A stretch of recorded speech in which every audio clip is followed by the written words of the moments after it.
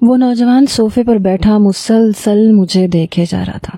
مجھے دیکھ کے کبھی ماتھے پہ بل ڈالتا، کبھی مسکراتا، پھر شرماتا، کبھی کان کے پیچھے خارش کرنے لگتا، کبھی ناک میں انگلی گھمانے لگتا. مجھے تو گھن سی آئی تھی. دیکھنے میں خوبصورت نوجوان تھا مگر کچھ کھسکا ہوا لگ رہا تھا. میری 2-3 بار اس پہ نظر پڑی تو مجھے چور نظروں سے دیکھ کے یوں شرمانے لگا جیسے کوئی لڑکی اپنے شوہر کو دیکھ کے شرماتی ہے. میں نے اماں کی نظروں سے بچ کے اسے گھورا تو ماتھے پہ بل ڈالے مجھے پوری آنکھیں پھیلائے گھورنے لگا. پھر اپنے دونوں جڑے ہوئے ہونٹوں کو آگے کر کے ان پہ انگلی مارے عجیب سا منہ سے میوزک بجانے لگا. میں بری طرح کوفت کا شکار ہوئی تھی. میں اپنی والدہ کے ساتھ ایک بنگلے پر کام پہ گئی تھی. میری عمر 17-18 سال تھی لیکن میں تھی بے حد خوبصورت. میری والدہ کے گھٹنوں میں بہت درد رہنے لگا تھا، اس لیے اب ان سے گھر کی صفائی نہیں ہوتی تھی، اس لیے وہ مجھے اپنے ساتھ لے گئیں، ورنہ میں گھر پہ اپنے چھوٹے بہن بھائیوں کی دیکھ بھال کرتی تھی. ملازمت تو میری ماں کرتی تھی لیکن پچھلے 2 مہینوں سے اماں کے گھٹنوں میں درد رہنے لگا اور اب تو یہ حال تھا کہ جب بھی وہ زیادہ کام کرتی تھیں تو چلا اٹھتی تھیں کہ بہت درد ہوتا ہے. اس لیے اپنے گھر کا سارا کام کاج میں صبح سویرے کر لیتی تھی، پھر اماں کے ساتھ چلی جاتی. جہاں میں کام کرتی تھی بیگم صاحبہ کا وہ پاگل باولا بیٹا اس وقت صوفے پہ بیٹھا ٹی وی کے بجائے مجھے دیکھ رہا تھا اور الٹی سیدھی حرکتیں کر رہا تھا. لیکن کبھی کبھی پتہ نہیں اس کی نظروں میں ایسا کیا ہوتا کہ میں نروس سی ہونے لگتی. میں نے جلدی سے اپنی کالی چادر کو درست کیا، دوبارہ سے سر پہ جمانے کی کوشش کی.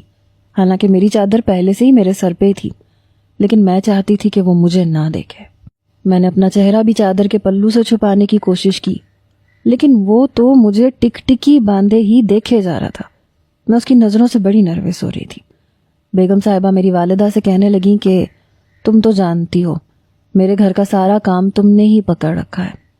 دیکھو جو تمہاری حالت ہے میں تو یہ چاہتی ہوں کہ تم اپنے گھر پہ آرام کرو اور اپنی بیٹی کو بجائے 3-4 گھروں میں کام کروانے کے صبح سے شام تک میرے گھر پہ چھوڑ دو.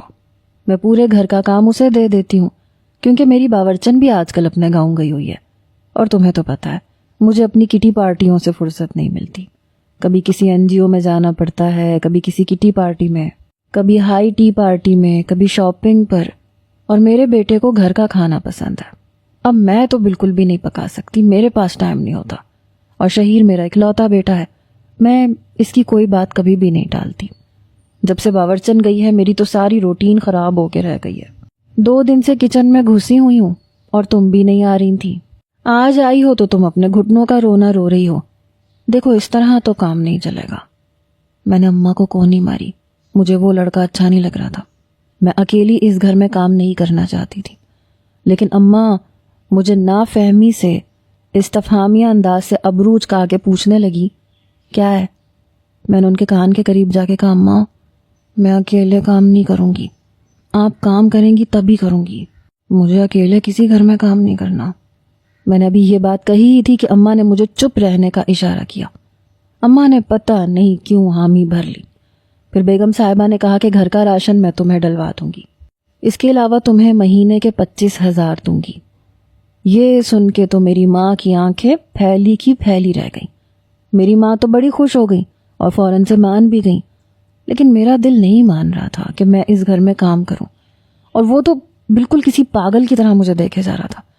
بیگم صاحبہ کہنے لگی اچھا ٹھیک ہے اب تم جاؤ، میں اس لڑکی کو سارا کام سمجھا دوں گی. میری اماں چلی گئیں اور میں اماں کو گھورتی ہی رہ گئی کہ مجھے بھی ساتھ لے کے جاؤ. پھر اماں کہنے لگی شام کو 6 بجے تک اس کی چھٹی کر دیجئے گا کیونکہ یہاں سے آدھے گھنٹے کی مسافت ہمارے گھر کی ہے. وہ کہنے لگی ہاں 6 بجے تک میں اسے چھٹی دے دوں گی. اماں کے جانے کے بعد مالکن مجھے کچن میں لے گئی جہاں برتنوں کا انبار لگا ہوا تھا. پورا کچن بکھرا پڑا تھا.